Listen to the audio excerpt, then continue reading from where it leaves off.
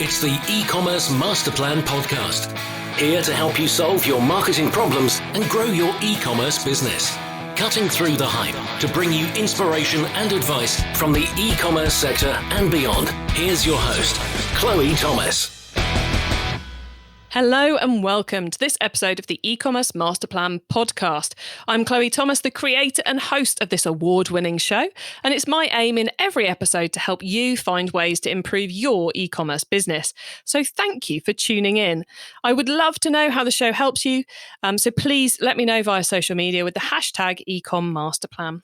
Now today, I've got some interesting stuff to share with you.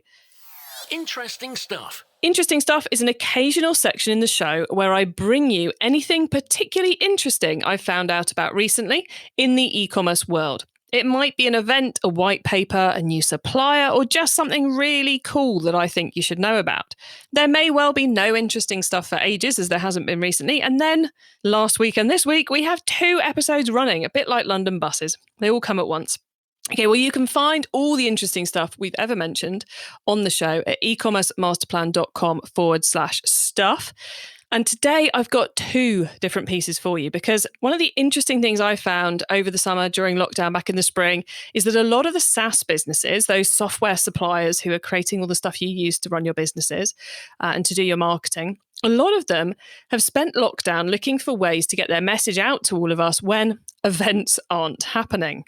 And that's led to some very interesting new formats of content, lots of interesting attempts at virtual summits, and a lot of great content that's available for you to consume when you want it, to enable you to learn from the best, to learn from really interesting people at a time and place where you want to solve that particular problem.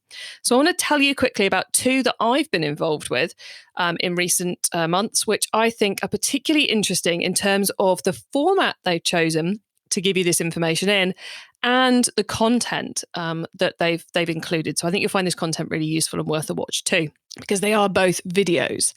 So Klaviyo, who are actually recommended by today's guest, Klaviyo have put together a series of 6 video lessons, educations, videos. I'm not quite sure what you should call them, but they're really good, to help you learn about some of the cleverest ways to improve on-site search and navigation. Think of it as kind of a primer and getting your head around it, and thus how you can go about increasing your conversions. Each of the videos, all 6 of them, is less than 15 minutes long. They feature me, is how I'm involved. I'm the one who gets to ask the questions. They feature me quizzing in each episode a different member of the Klaviyo team. And I'm asking them about a different part of product discovery. So how we go about improving that on-site product discovery experience. I think it's particularly cool to get to hear from the behind-the-scenes specialists, the members of the Klaviyo team who you don't usually get to hear from. So that's my first tip, is to watch the Klaviyo series. And we have the link to that at ecommercemasterplan.com/stuff. You'll find it right at the top of the page at the moment, and you can click straight through. And then the total opposite of looking at going back into the team, to people behind the scenes to give you this great information, is Chatfuel School, who have gathered together the opinions of the experts you've probably heard of. So authors, thought leaders, podcast hosts, hence I'm involved. And what they've created is a weekly online marketing video podcast released on YouTube, where they interview multiple experts about a key topic. One I'm involved with is social proof. There's others about beginner's Shopify advice. So they're really niching in each video to really focus on that one topic. So the chances are every episode is not going to be relevant for you. If you're already quite advanced with Shopify, the beginner's Shopify advice is not going to be that useful to you. But each one is really high quality, really well put together. And definitely it's worth taking a look each week. I think they go live on a Friday, to see if the latest topic is something that you should be swatting up on, that's on your to-do list, because you'll get some really good tips and recommendations in there. So both of those, both the Klaviyo 6 videos part and the Chatfuel School, we put links to both of those at ecommercemasterplan.com/stuff. Okay, today's episode, what have we got coming up for you? Well, we are talking to someone working in an interesting sector about how they're dealing with B2B and B2C customers across two sites, recent site migration they've done, why they're choosing to build a developer team in-house to build various back-end systems for their business. We're talking about their insourcing project, so project in-house to bring everyone they want to work with in-house, including website developers, back-end system developers, etc., and the UX team and so forth. And there's quite a few tips around SEO and other things you can do to improve your performance too. We will get onto all of that very, very shortly, but first, please do check out the sponsors. This podcast is brought to you by Klaviyo, the ultimate e-commerce marketing platform for email and SMS messaging. Whether you're launching your e-commerce business or taking your brand to the next level, Klaviyo gives you the tools to get growing faster. That's why it's trusted by over 38,000 e-commerce brands. Build your contact list, send emails that pop, and create marketing moments that build valuable customer relationships over any distance. Get started for free today. Visit klaviyo.com/masterplan to create your free account. That's klaviyo.com/masterplan. Klaviyo is the leading end-to-end discovery platform for e-commerce businesses, enabling merchants to deliver personalized and intelligent search and navigation experiences for their shoppers. Klaviyo's machine learning algorithm and rich NLP takes search queries beyond keyword-based matching, delivering exactly what shoppers want and more. Regardless of the platform, Klaviyo provides a seamless integration process for all retailers. Try it out for free at klaviyo.com/schedule a demo. That's KLEVU.com/schedule-a-demo. And now to introduce today's special guest. Sam Grant is the Digital Marketing Manager at Toolstop, where he juggles the needs of both the B2C and B2B e-commerce sites. Toolstop launched in 1965, and they now do 9,000 orders a month across the two sites. Hello, Sam. Hello, Chloe. How are you?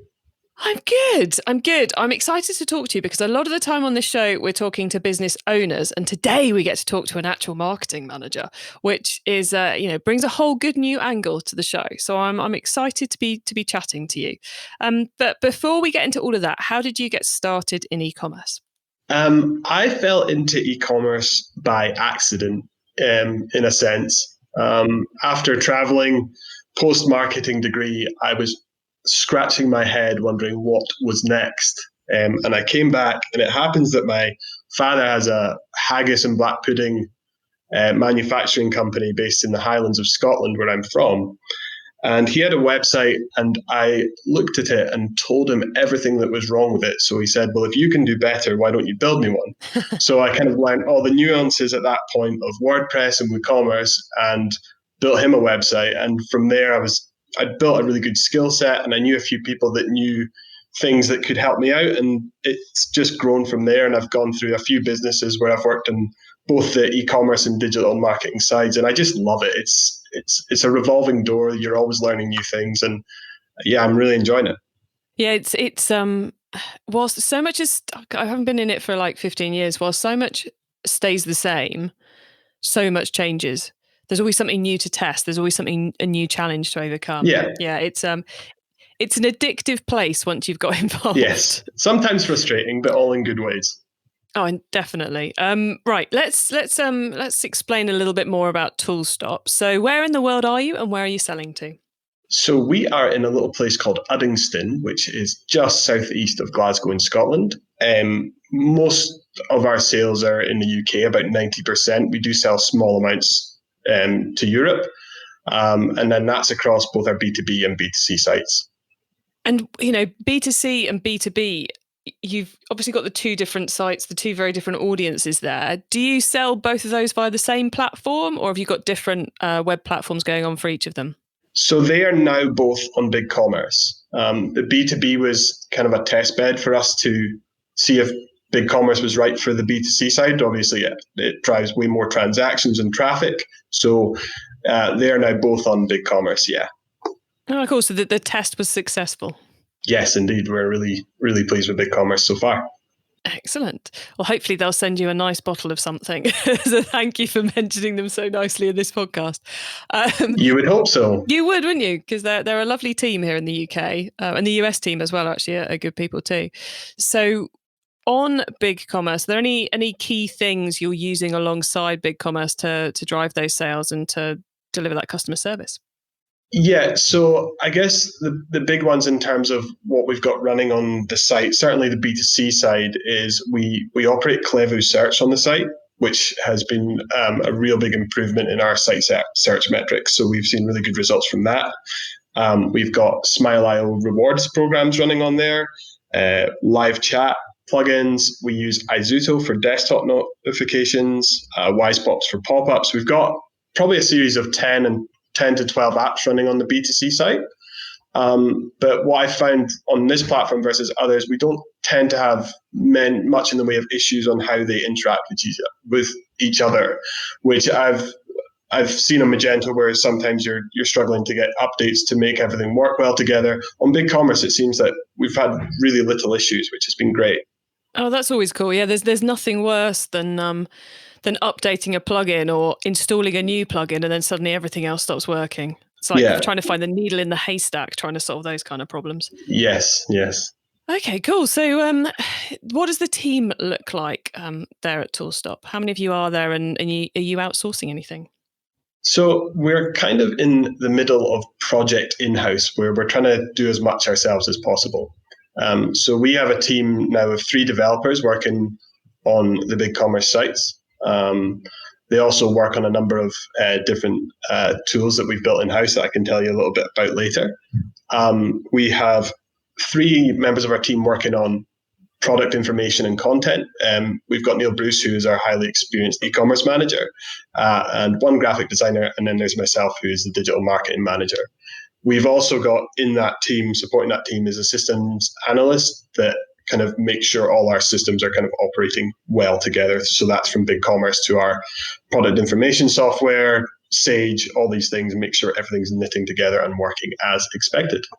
Now, you mentioned both about how BigCommerce is easy to use, but also that you have 3 developers working on it, which makes it sound incredibly uneasy to use. But then you teased us by saying they're working on other systems. So what else are your developers working on? So right now, kind of the most exciting thing I would say going on at Toolstop is that we have our own product information management system called SKUPal. Nice friendly name there. So they've built that to basically, when we bring stock into the business, everything gets built there and then pushed up to the 2 websites. It's pretty dynamic in terms of there's always challenges with B2B versus B2C pricing and keeping our wholesale customers happy whilst also giving our B2C customers a great deal. So it handles all of that really, really well. And then even a new bit of functionality the guys built this week, our B2B customers can now go in and build posters based on specific deals that we've uploaded to that platform. They can go to the front end of the website and build these posters and print them out and have them in their trade counters, for example. So we're always trying to do cool new things. That's very cool. So you're helping them with their POS, their point of sale material, as well as selling them the product to sell. Yes, and that's something that's always been true of kind of the B2B tool saver site. We try and support our B2B clients with point of sale materials, and we do a lot of catalogs for them. So that's one of our graphic designers' big challenges, is producing catalogs with great deals that are that can be then passed to our B2B customers as well. Nice. And I love the fact you're mentioning a product information management tool, because I find it always surprises me how many businesses aren't using one. You know, they're trying to do it all with a spreadsheet, because it makes life so much easier when you've got one, doesn't it?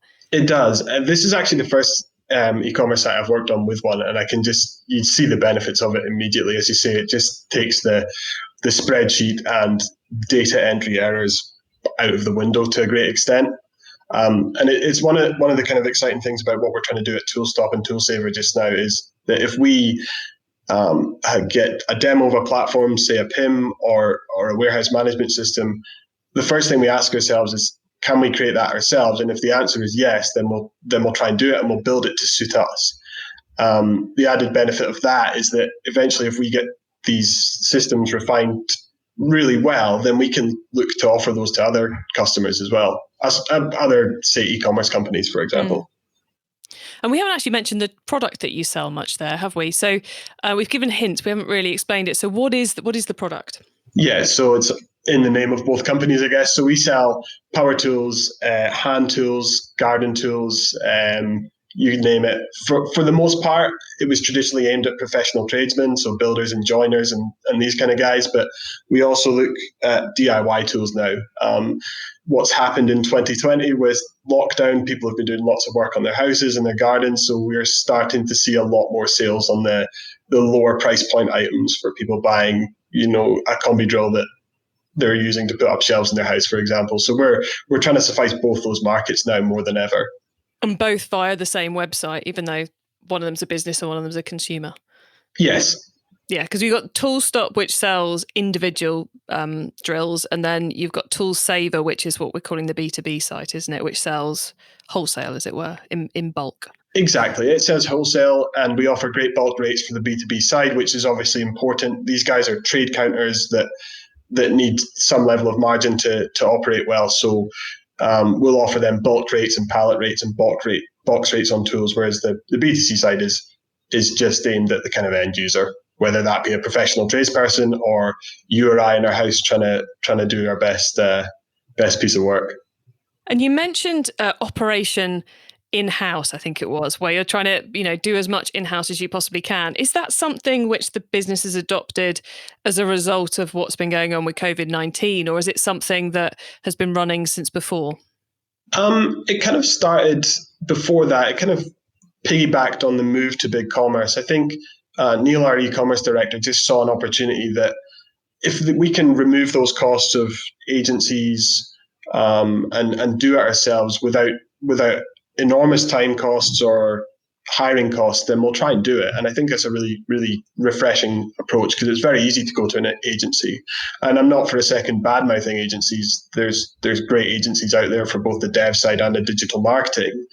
But there's a sense that we can really control our own destiny by bringing that all in-house. Yeah, because it's a competitive marketplace you're in. So the more kind of individuality and uniqueness that your business has, the better. And it can be hard to do that when you don't have people in the same room. Exactly. Yeah. And I think that's it, is knowing the business and knowing the product is something, usually when you're working with an agency, you have to culture that for quite some time before it starts to work well. Whereas if it's in-house and everyone's pointing in the same direction, it really can make a difference. And now the other thing I wanted to kind of explore a little bit about what you said about the team was you've got 3 people completely focused on product content. That seems like a lot. Yes, it is. We have a lot of products though. So we've got about 4,000 SKUs live on the site now, but we're trying to add to that all the time and refine that all the time. We do all our photography in-house as well. So those guys are shooting everything, editing everything. So that's another part of the fact that we've moved everything in-house. It's all happening here. And those guys are doing other things as well in terms of helping out with email marketing, SEO tasks in terms of the content, and really keen to learn those elements as well, which is great. Now, you mentioned SEO there, which I know because we've previously chatted about it, not on this podcast for anyone who's trying to rewind and listen to it. We have previously chatted about the fact that SEO has been a big focus for you since shifting platforms. Yes, big time. I think any platform switches can have their SEO challenges. Toolstop was originally built on a Joomla site, moved to Magento, and now BigCommerce. And those replatforms were handled fine, but there wasn't a great deal of focus on SEO. So part of the reason myself coming into the business 6 months ago is to really refine that and make sure our content is all optimized, looking for tech SEO opportunities. Our link building strategy is now in place. So we're looking to work with a series of other sites as well to really, really bring that up to speed with the way the rest of the business is working. Nice. And any particular tips you'd like to share on key things you're finding that are really worth doing at the moment in the SEO space, and that you're happy to share as well, I should say? Yeah, I always find SEO tactics shouldn't really be secrets. The big thing we're finding is just refreshing our keyword research. It's something that I think, especially for small businesses, it's something that they probably turn a blind eye to when they're building a site. And I think doing your keyword research and finding opportunities where there's high search volume and low competition is everything. It is a rudimentary tip, but I think it's so important. Especially one of the challenges we have is we're doing it after the fact now. If you can do it at the point of build and get it right the first time, obviously keyword trends change, but getting it right to start with is a real good place to be. Well, I think it's a perfectly good piece of advice, because I find SEO is one of those areas where people often kind of leapfrog the basics and go and focus on something really ninja. Yeah. And you're kind of like, yeah, but your homepage is title tag is homepage. Can we sort that out first, please?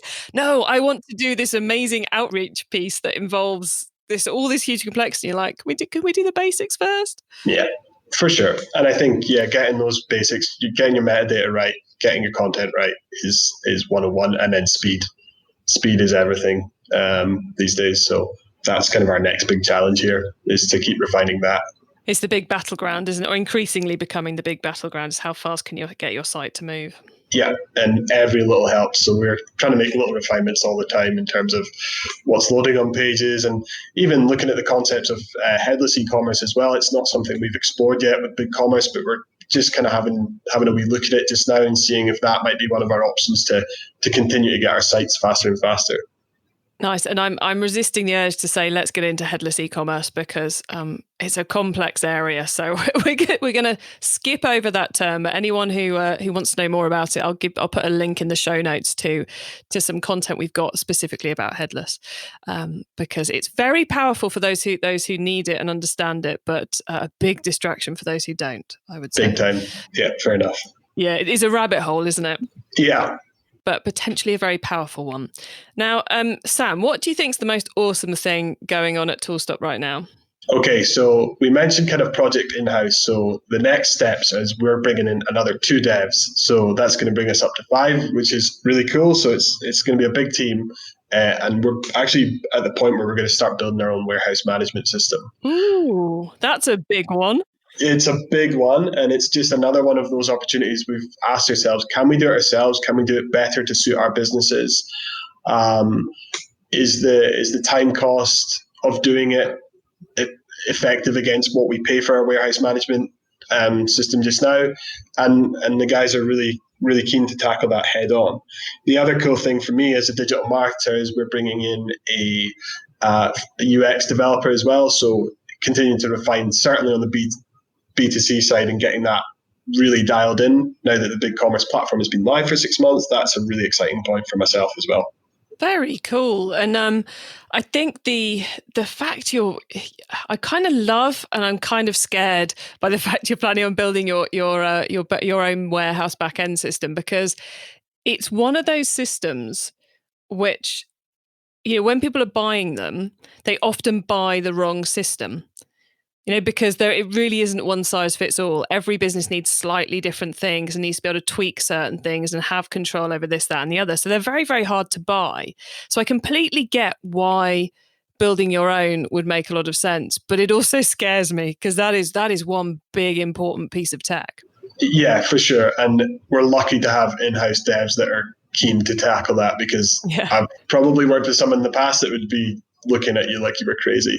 But it's something we've wanted to do, and it's something we feel like we could refine for ourselves very well. So, and again, it's something that we might be able to build to a level where we might make it available for other businesses too, which is always an exciting prospect, is to be able to grow our dev team and grow their capabilities to the point where we're selling lots of tools, but we can offer this service as well. Why not? Why not, indeed. And you mentioned that you're getting a new UX guy on as well, which strikes me there's going to be a lot of people wanting to make changes to critical systems over the next couple of months as we go into what certainly for consumers is a key buying period for tools that are going to appear under the Christmas tree. So, are you going to be just, the new guys, they're going to be doing lots of planning and testing over the next couple of months, or are you going to let them play with the code? No, we'll be quite careful about anything we look at rolling out. There's a lot to consider. As you say, it's coming into a key time of the year, and whilst we are really keen to do things and do things for themselves, we're not rushing into anything. We're making careful and cautious decisions. So as you say, it's the next few months, and certainly that initial period of them coming into the business will be small front end changes, not extreme changes to how we operate as a business. We will hopefully see out the year before we do anything too drastic. Sounds like a good plan to me. E-commerce Master Plan is supported by some of the greatest companies in the e-commerce sector. Here's a reminder of who they are.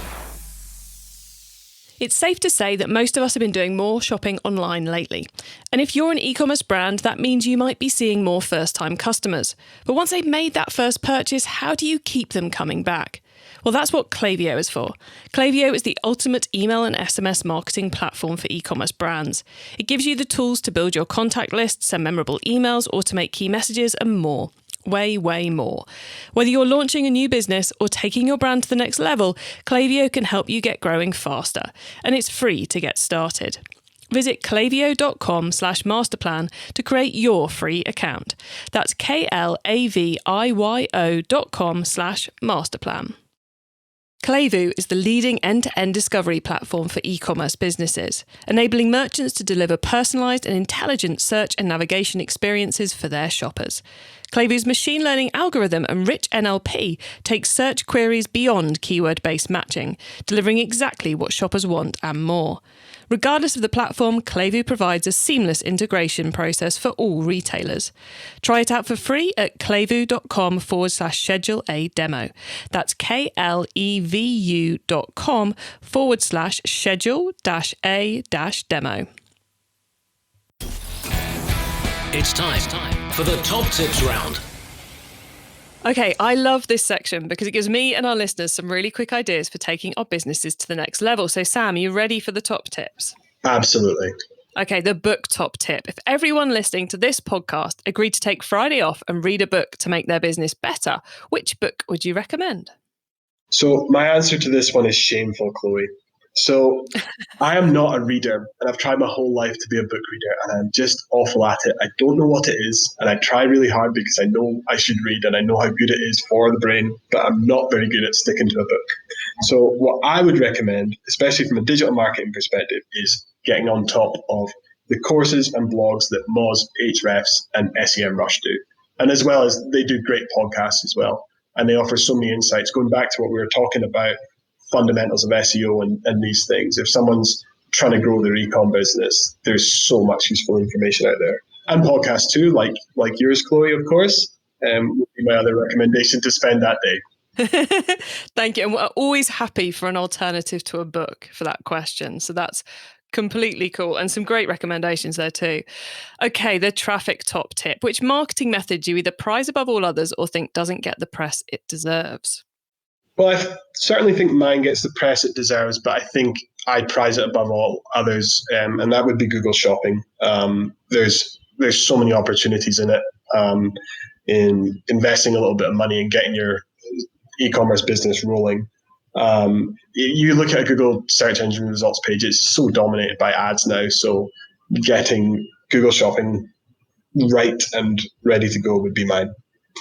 Yeah, it gives you such a bigger part of the this page there, doesn't it? If you've got both the product image and the text ad. Yeah. So you can really kind of cash in on some real estate. And Google are rolling out these free click Google Shopping ads later this year. So there's going to be an opportunity for small businesses to get free clicks. Once you click through to the shopping tab, those are going to be free now. So even if you don't have a budget for it, you can still have a really well optimized feed and reap the rewards of that. Yeah, that's live. Anyone who's listening, in the US, that's live right now. In the UK, it's not live as we're recording, but Google have promised it before the end of the year. And the same for other territories that have the Google Merchant Center running. So where if you have access and are able to put a feed into Google Merchant Center, even if you're not planning on running Google Shopping campaign ads this year, which by the way, you should be, then you want to make sure that feed's in there ready for when it goes to free, because the chances are the only moment we'll know it's happening for free is when it actually happens, I suspect. Yeah, that's the usual way. Yeah. And if you want to know more about that, we did a whole episode of it over on my Keep Optimizing podcast that's live with Justin Siebert. So take a listen to that too. Anyway, we should get back to your top tips because I've just taken us on a wonder loop there. So Sam, the third one is the Toolstop tip. Maybe a collaboration tool, a social media plugin, a phone app, or just a way of working. Is there a cool little tool you use that makes you and your team more efficient from day to day? Well, I can't give up the opportunity to replug SKUPal, which is our own PIM. So that makes us incredibly more efficient. But in terms of what is out there and available, we really, really like to utilize Slack and Trello. We do all our task management and communication through those two, especially when we were facing the pandemic and we were all working from home at that point. That just became our lifeblood, really. So those would be my two. Excellent. And I think it will allow you to have SKUPal, your own in-house PIM, on the basis that other people should be looking at PIMs. And there's plenty out there you can get open source and to pay for. Okay, growth top tip then. If you met someone today who's focused on growing their e-commerce business from 100 orders per month to 1,000, what would be your number one tip for them? Test your website, test it again, and test it a third time. I think when you launch an e-com site and it's in its early stages, you get really bogged down in the back end and looking at stuff probably on a desktop because you're spending your whole day working there. I think you should be testing all the time on mobile, desktop, even tablet. It doesn't get a lot of love, and continue to refine what you're doing, place test orders with your customers, and really get an idea of what's out there and what might grow your sales in terms of improving your experience for your users. That would be mine. Oh, I love it. Sam, you've told us so many good things today. Now, before we say goodbye, could you let the listeners know where they can find you and your business on the web and social media, please? Of course. So Toolstop, you will find us at toolstop.co.uk. Toolsaver is tool-saver.co.uk, although that is a B2B only, so you need a login. But if anyone was interested, they can fill out a form and reach us that way. And on social media, it's at Toolstop Limited on Instagram and at Toolstop on Facebook. The pesky grabbing of social media handles. Always a challenge. Indeed. Almost worse than URLs these days. But probably not quite. All right, Sam, thank you so much for being on the e-commerce Master Plan podcast. I can't even say the name of my own podcast. And for being so generous, sharing your experience with us. You've given us lots of cool tips, and it's really exciting to see how things are going. And I wish you all the best with Project In-House. It sounds very exciting.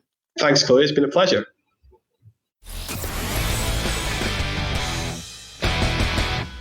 Very cool to catch up with a business doing so many kind of cool things in the back end. They're doing all that dev themselves. They're building their own systems with that interesting angle of potentially in the future becoming a supplier or a support network to other e-commerce businesses. I think it's going to be really interesting to see where the Toolstop journey takes them. Now, to get your hands on the notes from today's show, including the top tips and links to the other podcast I mentioned about the free Google shopping campaigns, then head over to ecommercemasterplan.com/podcast. We'll be able to get all of this. There, you can also add yourself to our email list so you don't miss out on any of the other things that I share to help you improve your business. Because in the emails, we don't just share about the podcast. Of course, we do. But we also share about other cool things that are going on, other opportunities to learn and to take things to the next level in your business. Thank you for tuning in to this and every episode of the e-commerce Master Plan podcast. I do like to bring you a new interview every week because the reason I'm doing this is because I want to inspire and help as many e-commerce business owners as possible to succeed and thrive with their business. So please do tell the other e-commerce business owners you know, because I would love to help them too. I hope you have a great week. Keep optimizing. Thank you for listening to the e-commerce Master Plan podcast. Find out more at ecommercemasterplan.com/podcast.